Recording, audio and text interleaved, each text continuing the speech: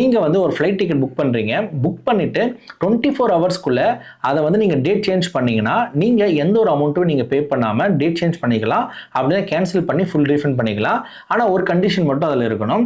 என்னன்னா நீங்கள் புக் பண்ணுற டேட் வந்து 7 days பிஃபோர் த ட்ராவல் டேட்டாக இருக்கணும். அதாவது என்னன்னா உதாரணமாக February 1ஆம் தேதி நான் வந்து ஃப்ளைட் டிக்கெட் புக் பண்ணுறேன். என்னோட டேட் ஆஃப் ட்ராவலை வந்து February 10ஆம் தேதினு வச்சுக்கோங்க.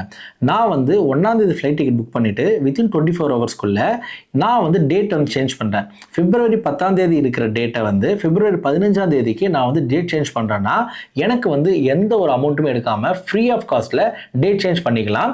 அதே போல் ஃபேர் டிஃப்ரென்ஸ் மட்டும் இருந்தால் வந்து பே பண்ணணும். ஆனால் பெரும்பாலும் ஃபேர் டிஃப்ரென்ஸ் இருக்க வாய்ப்பு இல்லை. ஏன்னா டேட் ஆஃப் ட்ராவல் வந்து அதிகமான நாள் வந்து தள்ளி போகிறதுனால ஃப்ரீ ஆஃப் காஸ்ட் தான் உங்களுக்கு வர மாதிரி இருக்கும்.